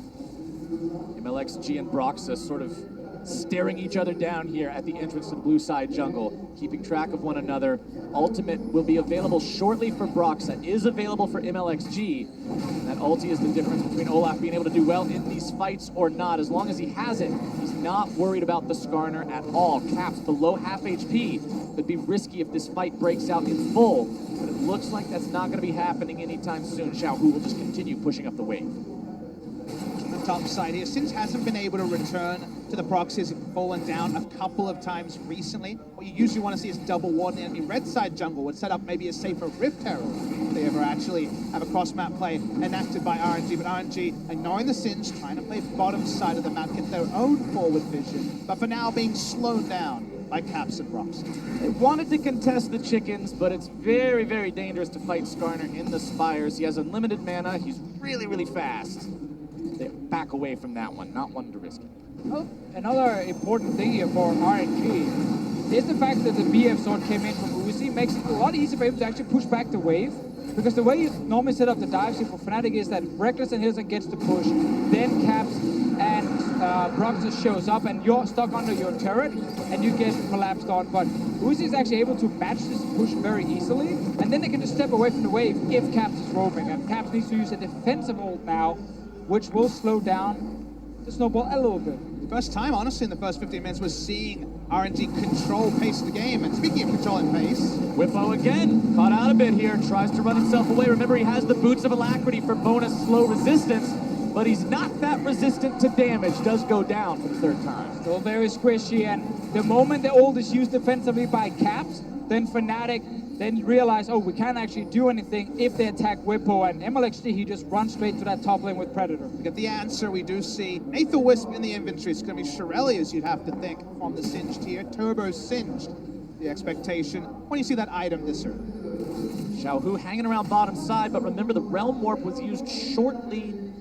ago, a little while ago, to make sure they force the ult away from Caps so that he doesn't have that to make a play for a turret dive. I have to remember that Ryze ulti was nerfed again.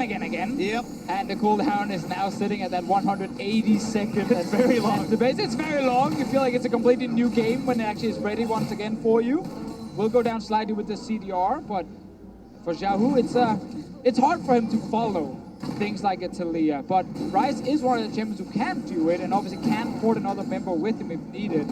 So there's ways for Xiaohu to try and match the roaming. Whippo just continues throwing Let Me around up here in the top side. The CS very even between these two. The early Abyssal Mask from Let Me does a good job at preventing some of that poison damage, as well as making it so Whippo takes a bit more from the Bellows Breath whenever he gets in range of the Ornn. In the jungle, you can see Cinder Hulks completed along with those Predator Boots on both junglers. As bottom side. Whoop, Uzi barely gets it. He's been stifled, right? That's the thing about Whippo is after falling down 3 times, been stifled, less of the proxying, just trading farm with Orn, who has enough items now. The Catalyst completed into the full Abyssal Mask to stand up, tank the wave, and take trades. It means the Singe isn't creating map pressure top. As you mentioned, Deficio with the BF side onwards, Uzi is getting lane control and bot side.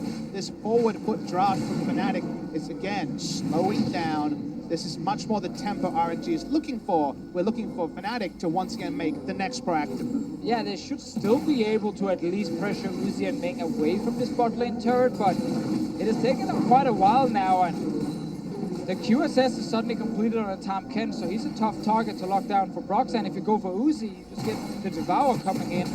So it's very smart itemization from the RNG bottom lane, and you can see here how they are not really too scared and they can instantly just kill the wave.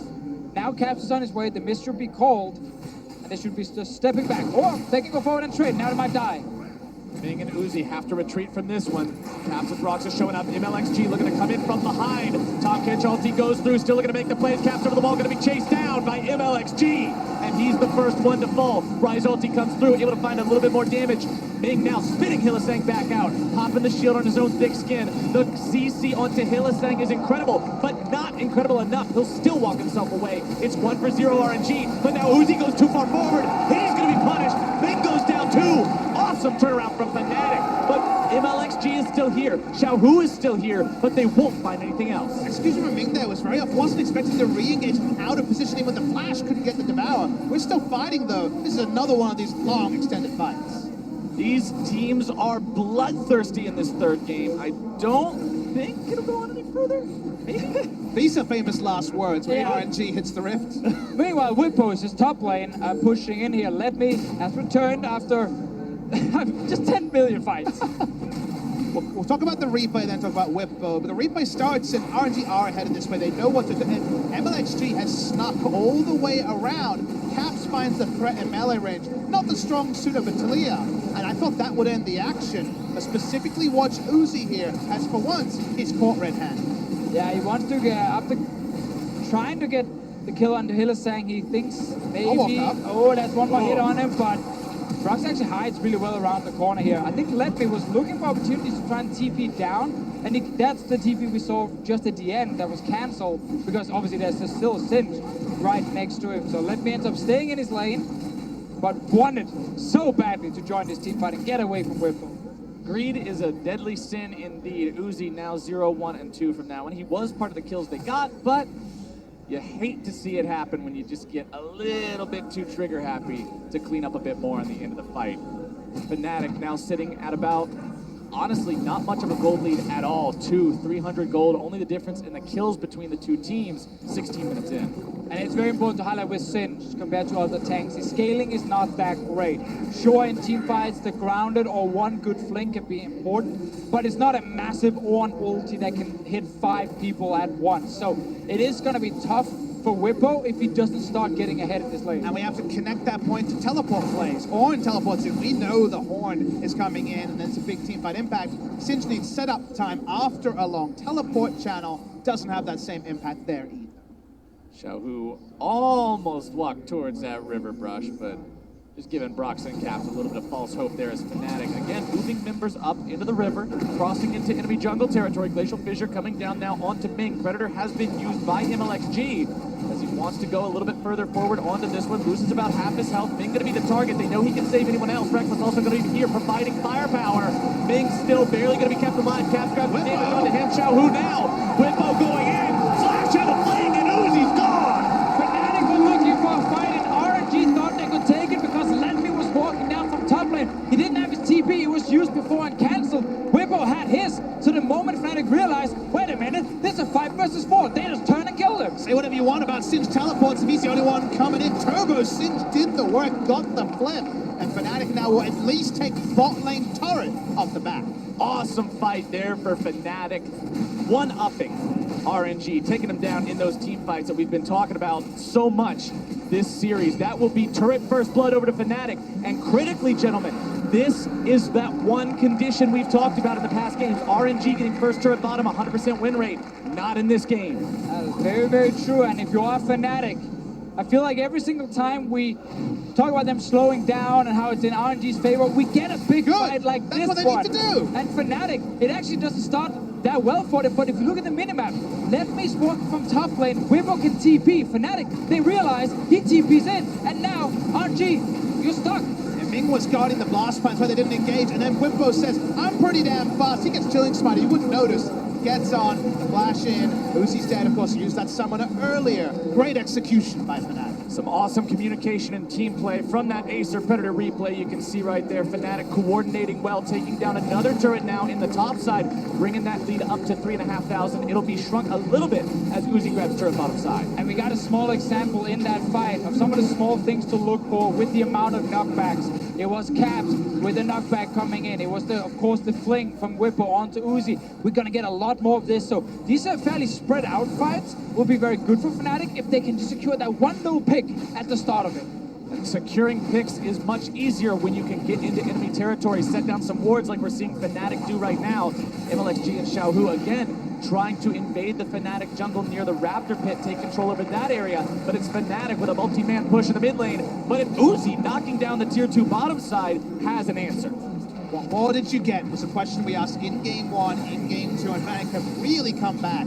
Found a lot from that play bot side. Bot lane, turret into a Drake, into the Rift Herald, and the threat of another turret. They did end up, of course, trading the mid lane outer of RNG, their own inner turret, but it's actually very difficult to return to an inner turret advantage unless you have a Camille or a Swift Pusher. Ornn is very unlikely to walk bot side and crack an inhibitor himself. Important to note, the Ornn also has the banner of command up and running now, which is a very big hassle for Singed to clear away that minion. It's immune to spell damage, so he's got to sit there and just bonk it over and over again. Not what he wants to do. Got the dematerializer, a few stacks still left, so there's a couple of minutes now where he can deal with it that Fnatic can still use to try and get another fight. Now Whippo will get attacked. Xiaohu and MLXG are going for him. Ming could also ult in, but Baron is alive, so that would be risky. Whippo buying time as Singed wants to do, runs into MLXG here. Nice. CC locked down, no way out. Good problem solving there by the side of RNG. No real way for him to go in. It didn't have his flash out. Nice pincer. That's what you want to see. Simply just pins him down. The grounded effect, of course, against Xiaohu. Didn't really do much because we're still gonna kill you. Yeah. And commenting on the items that I see from the Ornn and what we're seeing around the board, also worth pointing out Black Cleaver on MLXG's Olaf, a very bruiser style of Olaf, not going for some sort of a righteous glory or more tank-oriented itemization. And he actually did this before, also against Fnatic, the very first time they played each other here at MSI when Caps was the Yasuo pick. Fnatic realized, oh, we can just kill the Olaf every time. We don't have to respect him as a tank. They can look to do the same here if we have these front-to-back team fights where Reckless and Caps are just hitting whatever is right in front of them. Doesn't necessarily have the most physical damage to synergize, it's only the Caitlyn, and at least in these mid-game fights, the target that Olaf is hitting, the target that Caitlyn is hitting is very rarely going to be the same. Yeah, however, I hate the build. I hate it. I think as a snowball, but he does have 4 kills. He is going to be able to run at Caps, and if he can just trivialize Caps, maybe it's something. I just think when you have 4 kills as an Olaf, be as tanky as possible so the best AD carry in the world has more time to order. Byron, you sound like a support main right there. True It's true. Where's my Oracle? That's a Chad build right there, Deficio. He's doing the damage. He's trying to carry his team, but Xiaohu right now, again, trying to catch Whippo, but he's the one who now finds himself potentially caught out. Fracture comes through, going to be able to find the stun on that one, grounded up. Who's chasing who? Bringing everybody into the picture here. Xiaohu getting a lot of damage down to Whippo, but he should still be brought down here. Caps will be getting the money for that. So they're going to trade that for the top lane turret. RNG already there with MLXG and Let Me to take it down, but both teams seem to favor just killing whoever's in that bot lane. As it's Whippo pushing forward, he gets attacked. This will only happen now, while we're still fairly early into the mid-game. Once we get a little bit further in and the Baron is a massive risk or threat to take, you can't really go down and 4-man kill a side lane. Right, they're going to force the movement here from RNG. They will put down the Rift. No minion wave to join it, so we'll get poked out a little bit. Not going to lead to a turret here, you wouldn't think. No, just a little bit of damage. Shelly will get off 1 extra auto attack, not a whole lot, so. Rift Herald, not the most successful use you could think of, but hey, sometimes you just need to force the rotation. The Baron play that we saw last game from Fnatic, where they actually had the 4K gold lead. Kaza got into the pit, he stole it, no one stopped him. That was a big problem and cost him so much momentum in that game, and suddenly the scaling of RNG kicked in. This game here, it's kind of the same story for Fnatic, but as we highlighted earlier, it is a bit easier for them to win late game fights with both Talia and Israel on their side. But the one thing I want to highlight for Fnatic's Baron setup is that the grounded effect from Sin is fantastic at denying people from actually getting into the Baron pit in the first place. Can't flash. If you have the control around it and you put it down on MLXG, he's not getting in there, and then Broxah can secure the Baron with this fight. Might be an interaction to look for if Fnatic keeps the control. We'll keep our eyes open for that one as 24 minutes into the game. Baron dances, Baron contest, Baron vision all becomes much closer to reality as that will become a highly contested objective. It's Xiaohu in the bottom side, split pushing against Whippo Singed. And that Singed doesn't have a lot of tankiness just yet. Leandri's Torment, Shirelia's Reverie, Uzi gonna be forced to be saved by Ming's Tom Kench. Tries to get himself away, pops the heal to give Ming a little extra move speed to avoid the shove.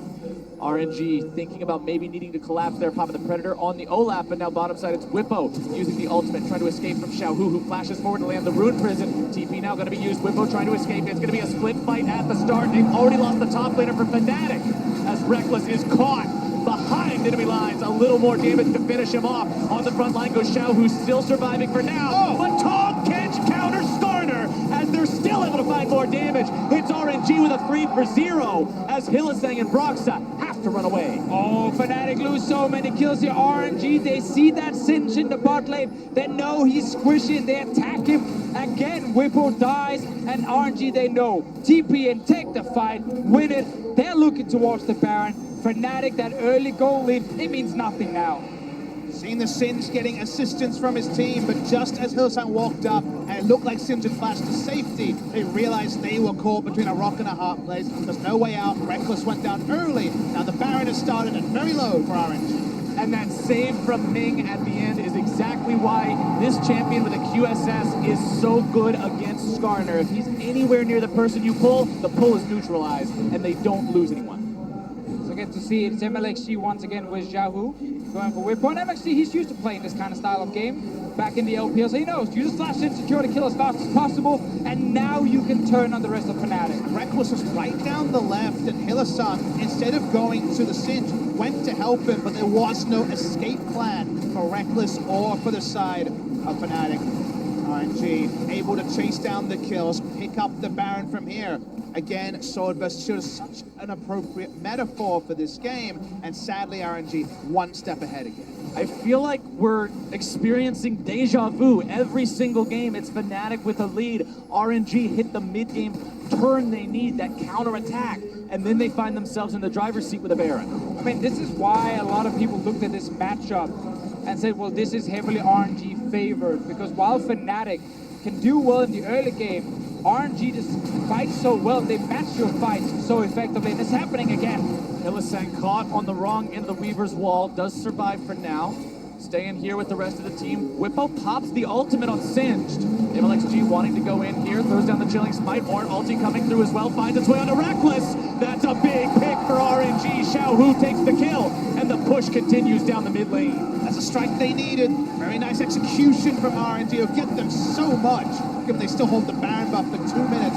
Mid lane, outer turret goes down, and those hopes of Fnatic forcing extra games goes down as well. They've got the Baron buff for 2 minutes. There's no Braum ult, no Singed ult, no Talia ult. Fnatic tools are not available to stop this assault. RNG will continue for now. They lose the minion wave. Tier 2 still kept alive. And early in the game, RNG indexed heavily on magic resist, multiple magic resist items on everyone. It was a double Abyssal Mask game. Rise and also Let Me on the Ornn picking it up. Now the armor is getting pieced together with the gold lead they're putting down, and Reckless going down first plays into the hands of RNG. So RNG have taken out all these outer turrets here, only missing the one in the mid lane. Meanwhile, Whippo was in the side lane. Just like last game, big difference between Camille and Singe though, and how fast you're gonna kill the turrets. So Singe split pushing is rarely gonna be your win condition. He can push and he can join for a surprise flank. That is a way to create a pick for them, but right now, it's all RNG favor. It's been a team effort to shut down the Singe. We saw MLXG earlier, Xiaohu roaming up, Xiao in the side lane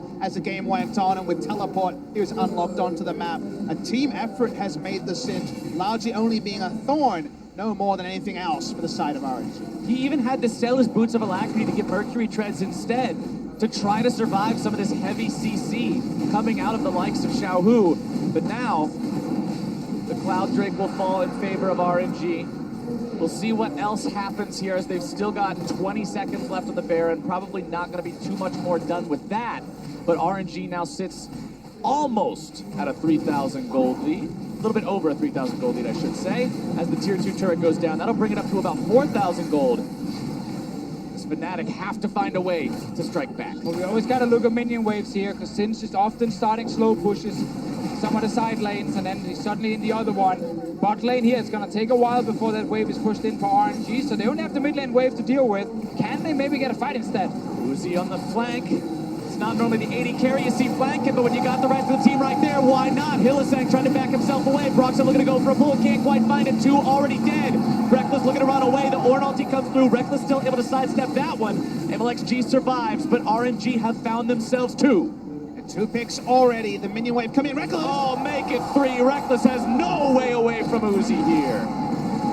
This is all with Sinch still in the side wave. He's going to have to recall. He's getting consent. Caps wants to go after Uzi, but instead he gets caught out, beaten down as well. RNG, 4 dead opponents. They push into the base. They've got themselves already onto inhibitor turret number 1. And we said this before here, RNG, they're so good at playing these scrappy games, playing games with tons of skirmishes and team fights. This is what they do so often back in the LPL. Fnatic tried their hardest to really get ahead in these games here, but every single time that RNG managed to match it and get the advantage over on their side. It is now 2 inhibs to 0, a 7k goal lead as well for RNG. Times are dire for Fnatic after that push. Disaster from RNG's success in that setup. They just weren't ready to stop it on the side of Fnatic. And Fnatic, at the end of the day, did their research and said, we need to attack them, we need to roam. This is how we got our advantages. They played to that. RNG also were fully aware, and their defensive play has been beautiful. This was the outnumbered fight. Sinch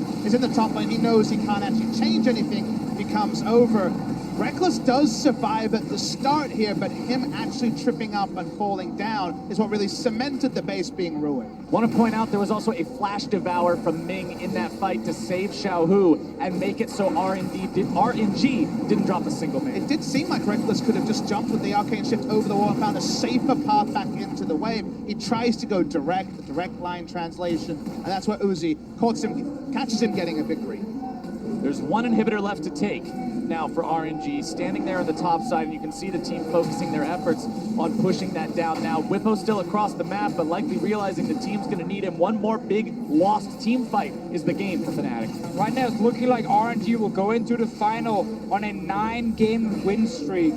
They had such a rough start to the group stages, came in only the day before groups started. Jet lag was a very real thing, had to figure out what exactly they needed to play in order to win. And after the couple of days of back and forth wins and losses, they've just been dominating. They'll be equalizing the longest win streak, of course. Flash Wars 3-0 in the play-in final into 6-0 at the start of group stage. Here we do see the Weaver's Wall used. Absolutely insane performances from RNG so far. Weaver's Wall comes out from Cap, trying to cut him off a bit here. Does separate MLXG from the rest of the team, takes him low. He pops the Ragnarok to escape. True Shot Barrage finds him in the back, but it's not enough damage to take him down. Whippo wants the flank here, coming up through the river. RNG make their way towards him. Whippo can't run into this 5-man squad alone. Fnatic just a little bit desynced there, weren't able to make that collapse the way they wanted to. Oh, but they really want that fight.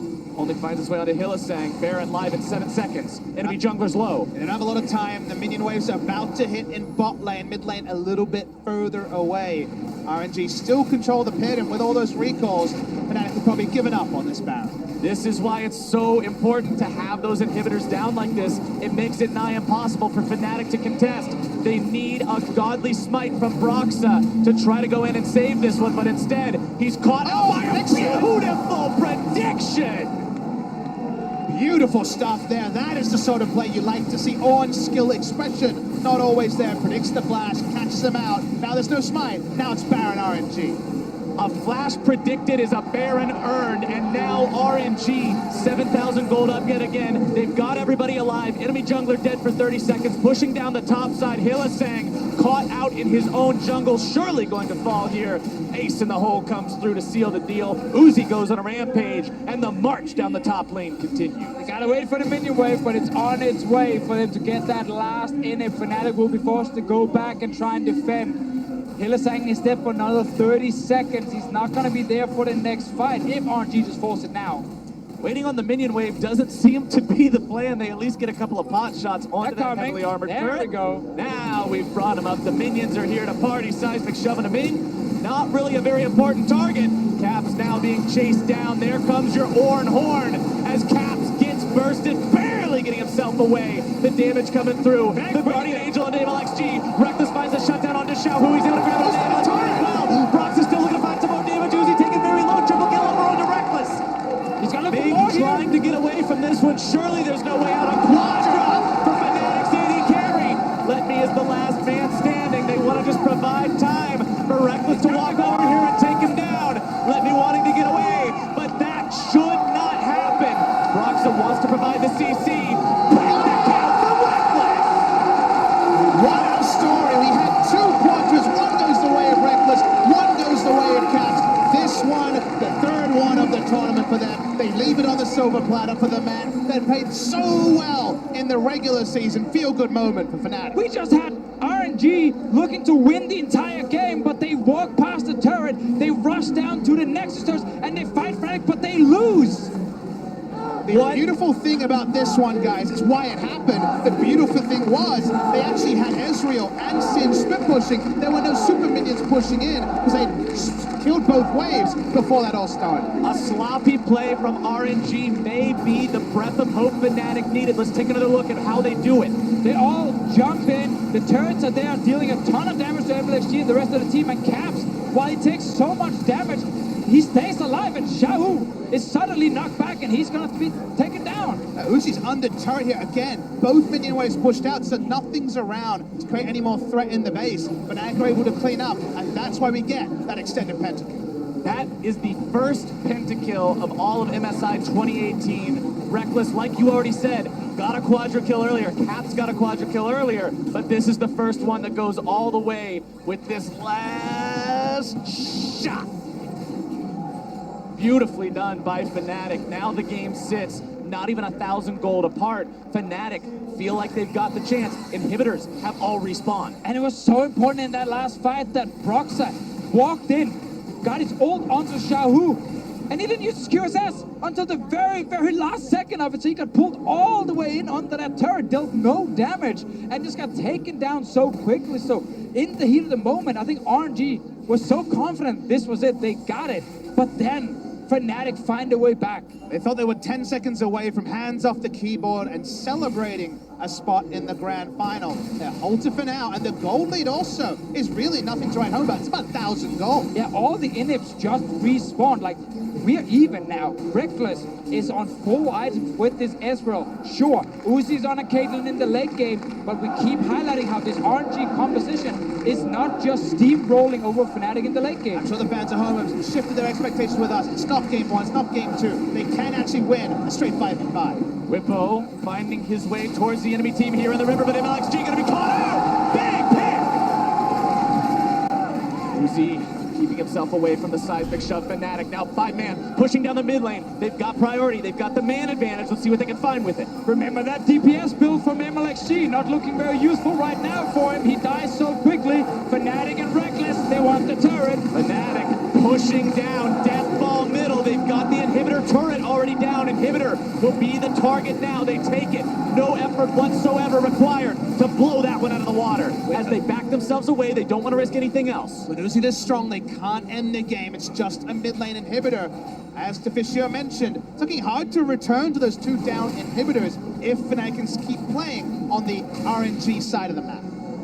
One thing I also want to point out, as we're getting into the late game where builds are becoming completed, remember with Ornn on the side of RNG, you've got those upgrades that can allow this team to scale even harder here as well. You've already got that purchased on the side of Xiaohu. We'll see if Uzi grabs his anytime soon. Nice bonus for sure, but we always know the big late game fights. It's all about the execution between the two teams. Reckless has shown now with the pentakill, and also him taking out MXG after, how much damage he can actually deal to this front line of RNG. Ledley is the main tank. He needs to be the one soaking the DPS while Uzi and Xiaohu are picking their targets. Every game, the gold graph, as it was on our screen a moment ago, has gone up, it's gone down. This time it was RNG in control earlier.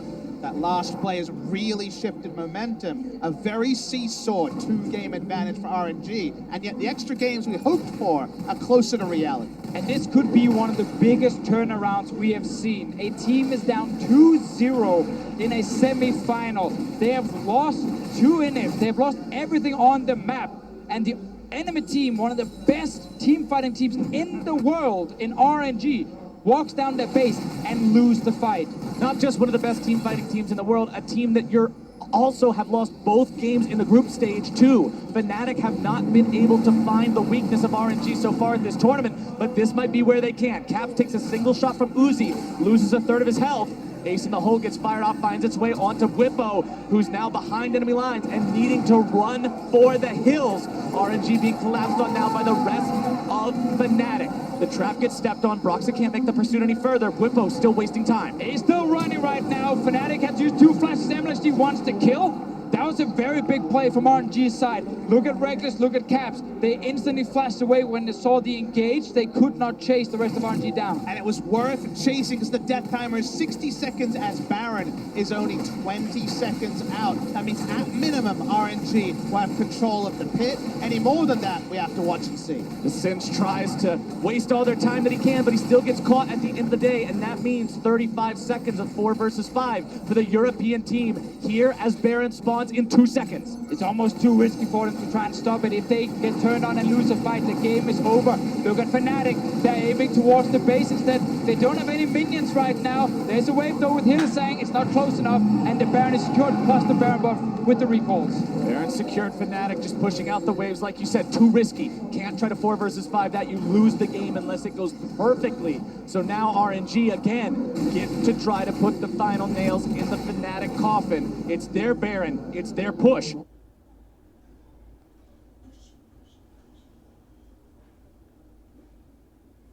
It's their momentum. It's one of the few ways you can force Fnatic to square up, to actually fight you mano a mano, because you have the Baron, you'll roll through, you feel confident in your 5v5. That on upgrade you were mentioning is there, the Molten Edge being worn by Uzi.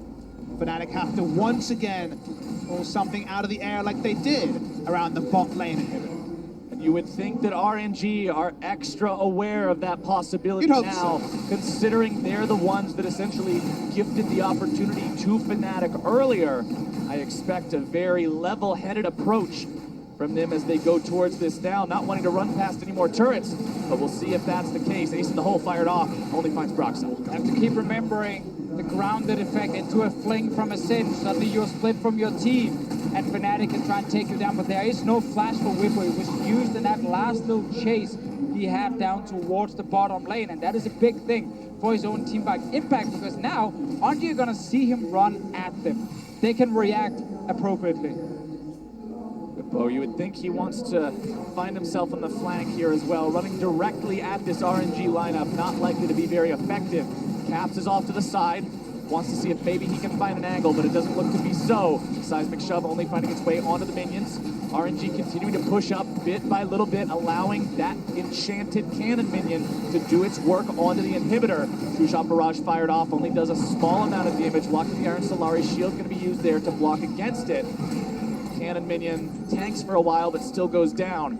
RNG push continues. The next minion wave is already colliding. Fnatic wanting to stay topped off here. Yeah, Cinchcom actually forcing in 5v5 and defending this well. It's not necessarily predicted, but it is so far sticking. You feel like Uzi is 2 autos away.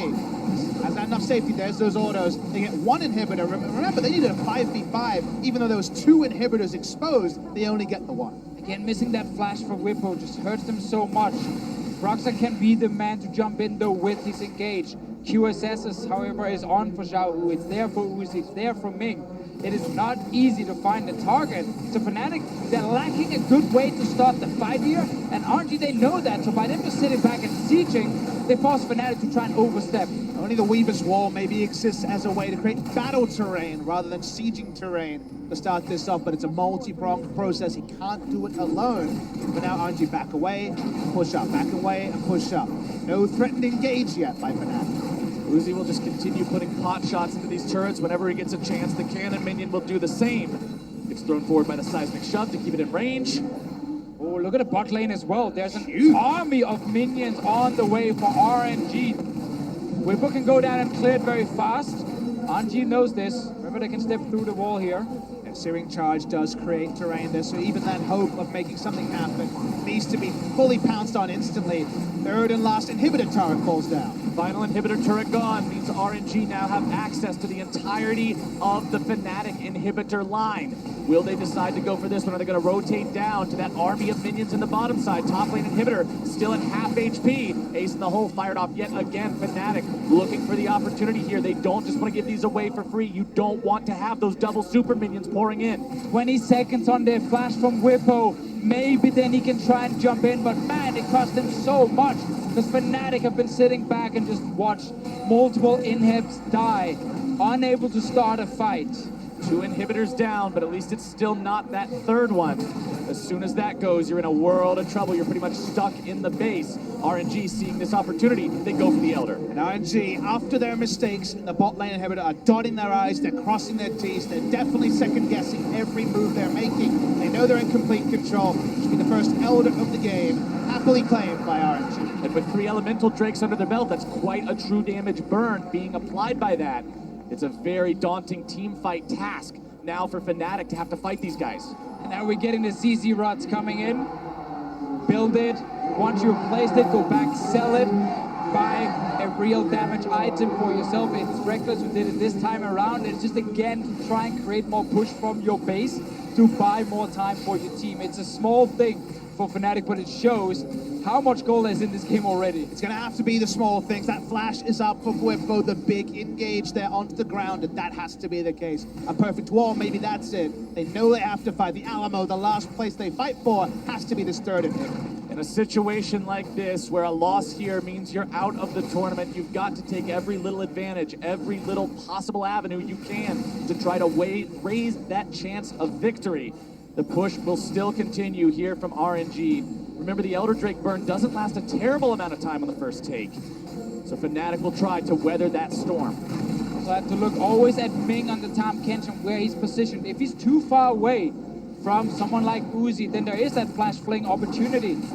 Ideally, it maybe goes to Xiaohu, who's now sitting with the GA. You can burn him down before he gets to use the Hourglass. But if Ming is positioned correctly, he will always be able to prevent it. And let me's boss Zhonya's Hourglass saying, well, I don't have a QSS. If you want to focus me, I'll go into stasis and deal with my teammates. Definitely a different way to approach this sort of a scenario, but everyone has their toll if they're the ones that are going to be singled out by Skarner or even that Singed. Caps' health bar is one of Uzi's auto attacks, by the way. So much damage on these late game full build carries.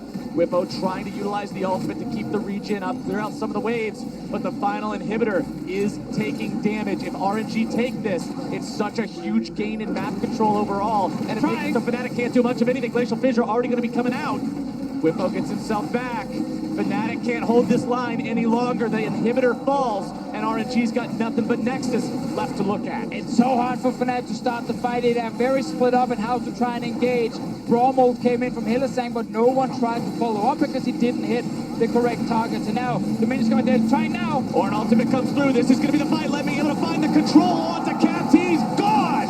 And Fnatic will surely not be able to find the fight now. Skarner pull not going to be used effectively yet again. Xiaohu taken low. Fnatic still has 4 members of their roster alive, but RNG with 5 will still look to end the game. Xiaohu putting the damage on the Nexus turrets. They're still able to look for more into the fight as they proc the GA onto MLXG. He's going to look to be taken down here, but instead the damage comes through. Fnatic's members will fall, and RNG will win the fight. Reckless, critically still alive, trying to make a last-minute stand. Ming is taken low, Letme's taken low, MLXG hammering down on an Nexus, but that is game, and RNG will move on to the finals. 3-0 against Fnatic. They fell behind in the early game, but they always